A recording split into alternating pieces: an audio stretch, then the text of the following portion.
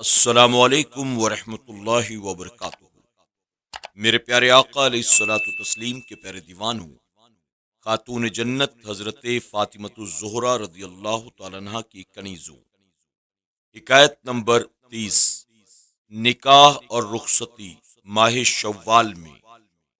ام المومنین حضرت عائشہ صدیقہ رضی اللہ تعالیٰ عنہ کا نکاح ماہ شوال میں ہوا اور رخصتی بھی ماہ شوال میں ہوئی۔ اس لیے حضرت عائشہ صدیقہ رضی اللہ تعالیٰ عنہ اس مہینے میں شادی کی تقریب کو زیادہ پسند کرتی تھیں اور فرماتی تھیں، میرا نکاح بھی اور رخصتی بھی شوال میں ہوئی اور مجھ سے زیادہ خوش قسمت شوہر کے نزدیک کوئی نہیں۔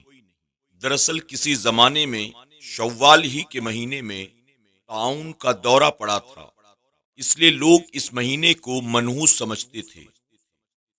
حضور اکرم صلی اللہ علیہ وسلم کا اس مہینے میں نکاح کرنا اور رخصت کرانا گویا عرب کی وہم پرستی کو دور کرنا تھا۔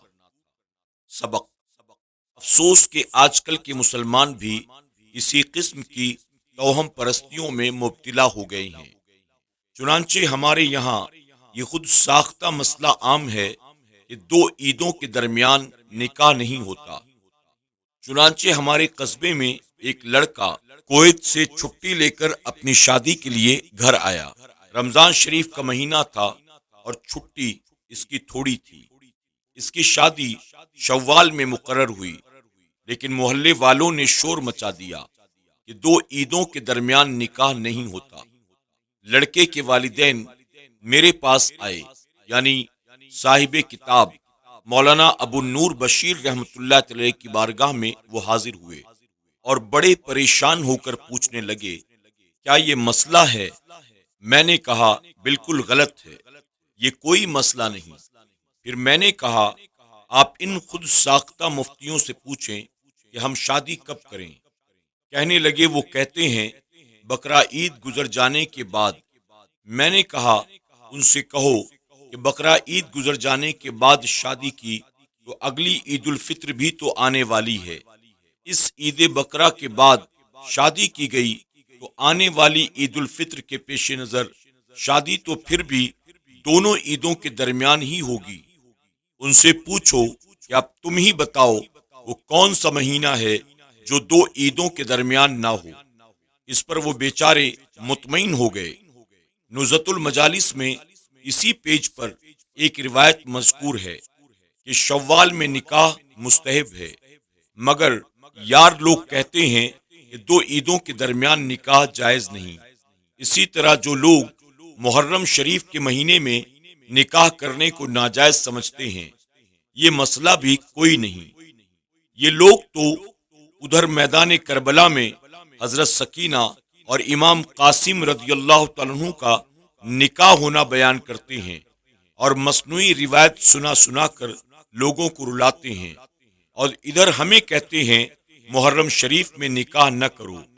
اس طرح تو سال بھر میں کوئی دن ایسا نہیں جس میں کوئی نبی، ولی، شہید نہ ہوا ہو یا ان کا وصال نہ ہوا ہو۔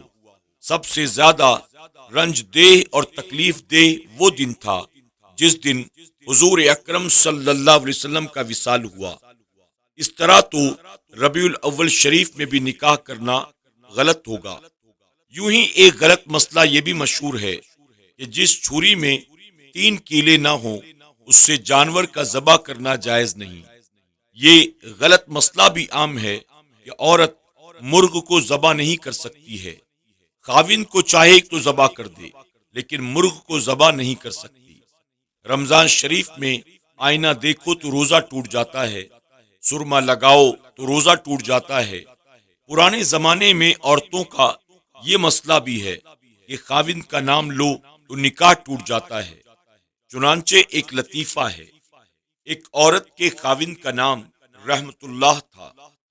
وہ جب نماز پڑھتی تو سلام پھیرتے وقت یوں کہتی، السلام علیکم منع کے ابا، یعنی رحمت اللہ اس لیے نہیں کہتی تھی کہ یہ نام میرے خاوند کا ہے۔ اگر السلام علیکم ورحمت اللہ کہا تو کہیں نکاح نہ ٹوٹ جائے۔ یہ امت تھی کیا اور کیا ہو گئی، یہ امت تھی کیا اور کیا ہو گئی، جہالت کی باتوں میں کیوں کھو گئی۔ حکایت نمبر 31۔ حضور صلی اللہ علیہ وسلم اور عائشہ صدیقہ رضی اللہ تعالیٰ عنہ، حضرت عائشہ صدیقہ رضی اللہ تعالیٰ عنہ فرماتی ہیں کہ ایک بار حضور اکرم صلی اللہ علیہ وسلم نے مجھ سے فرمایا کہ جب کبھی تم مجھ سے راضی ہوتی ہو میں جان لیتا ہوں، اور جب کبھی تم مجھ سے خفا ہوتی ہو تو بھی میں جان لیتا ہوں۔ ماں عائشہ صدیقہ رضی اللہ تعالیٰ عنہ نے عرض کیا، وہ کس طرح؟ حضور اکرم صلی اللہ علیہ وسلم نے فرمایا، تم جب راضی ہو اور خوش ہوتی ہو تو قسم کھاتے وقت یوں کہتی ہو، مجھے محمد کے رب کی قسم، اور جب کبھی خفا ہوتی ہو تو قسم یوں کھاتی ہو، مجھے ابراہیم کے رب کی قسم۔ حضرت عائشہ صدیقہ رضی اللہ تعالیٰ عنہ نے عرض کیا، بے شک یا رسول اللہ صلی اللہ علیہ وسلم بات ایسی ہی ہے، لیکن یا رسول اللہ صلی اللہ علیہ وسلم میں صرف آپ کا نام ہی چھوڑتی ہوں، محبت تو آپ کی بدستور میرے دل میں ہمیشہ رہتی ہے۔ سبق: حضور اکرم صلی اللہ علیہ وسلم کی ہر ادائے مبارک تعلیم امت کے لیے ہے۔ اس واقعے میں ہمارے لیے یہ سبق ہے کہ گھر میں اگر کبھی میاں بیوی میں کچھ اختلاف ہو جائے تو اسے بڑھانا نہیں چاہیے، بلکہ نرمی و پیار ہی سے اس کا تدارک کر لینا چاہیے، اور مرد کو تحمل و برداشت سے کام لے کر پیار ہی پیار میں بیوی کو خوش کرنا چاہیے۔ اس قسم کی باتیں گھر میں ہوتی رہتی ہیں، مرد حضور کی سنت اختیار کرے اور عورتیں ماں عائشہ صدیقہ رضی اللہ تعالیٰ عنہ کی سنت اپنائیں، یعنی دل میں مرد کی محبت و تعظیم بدستور قائم رکھیں۔ اگر حضور صلی اللہ علیہ وسلم کی اس ادائے مبارک اور ماں عائشہ صدیقہ رضی اللہ تعالیٰ کے محبت برے جواب کو اپنا لیا جائے تو کسی گھر میں ناچاقی باقی ہی نہ رہے۔ آج کل تو یہ حال ہے کہ بیوی مرد سے ذرا خفا ہوئی تو وہ صرف یہ کہ مرد کا نام لینا چھوڑ دیتی ہے، اس کا گھر بھی چھوڑ کر مائکے جا بیٹھتی ہے، اور دل میں خاوند کا بغض و عناد بھر کر اسے گالیاں دیتی ہے۔ ماں باپ کے گھر جا کر ماں باپ کو خاوند کے خلاف بھڑکا کر طلاق لینے پر آمادہ ہو جاتی ہے۔ اس مغربی تہذیب کا ایک لطیفہ بھی سنتے چلیے۔ لندن کی ایک عورت وکیل کے پاس گئی اور پوچھا، کیا میں اپنے شوہر سے طلاق لے سکتی ہوں؟